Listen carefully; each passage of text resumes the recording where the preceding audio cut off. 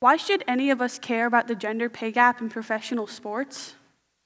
Well, the unfortunate reality is that the gender gap in pay reaches outside the sporting world. The American Association of University Women recently published a study showing that even when both genders' levels of education and experience are the same, a gap still remains. Today, I would like to talk about wage inequality in women's sports. Specifically, I would like to address the recent attention brought to this issue by the United States women's national team fighting for equal pay. The women's national team has won soccer's World Cup, but 5 of the team's players do not believe they've been paid fairly. They have filed a complaint with Equal Employment Opportunity Commission accusing the Soccer Federation of wage discrimination. Alex Morgan, Carly Lloyd, Megan Rapinoe, Becky Sauerbrunn, and Hope Solo claim that they were paid nearly 4 times less than players on the United States men's national team. There are 3 major points that I want to touch on today to support the U.S. women's national team complaint. My first point is that the U.S. women's national team are the best in the world.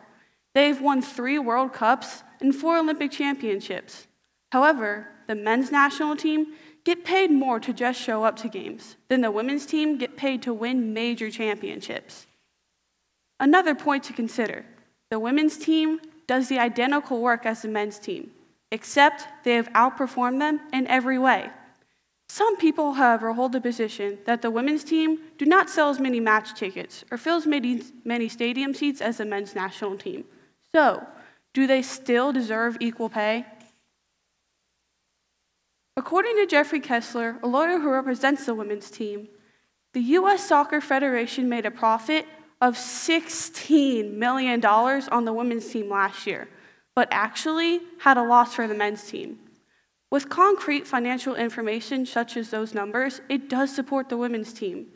Despite the lower attendance at women's national matches, the women are still contributing more money to the Soccer Federation than the men's national team. A final point to discuss is that the women's national team are paid only for their first 20 exhibition games they play each year. However, the men's national team get paid for each game, no matter how many exhibition games they play. Additionally, the men's team are paid up to 3 times more per game. The biggest obstacle facing female athletes today is that many people still do not give them the respect automatically given to male athletes. The most talented, skilled, and successful athletes are defined by society, even those that have unfavorable personalities or get in trouble with the law. As long as they are superior athletes, men are celebrated.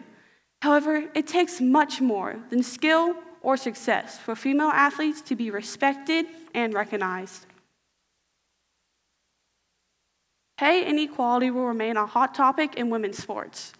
As of today, there are many women athletes fighting for equal pay, so future generations of girls do not need to worry about such large wage gaps. If women keep coming together to take serious action for these issues on equality, our voices can't be ignored. As an upcoming competitive soccer player, I have dreams of being a player on the national team. The most powerful thing the U.S. women's national team is doing for women of all ages is to lead by example. I know their actions will benefit my generation and future generations of girls.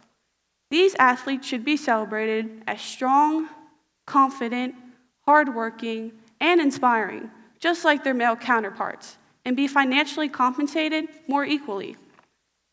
In closing, I would like to leave you with a quote to sum up my talk. It is not strictly an issue of gender equality. It is one of social responsibility. Elaine Ruff.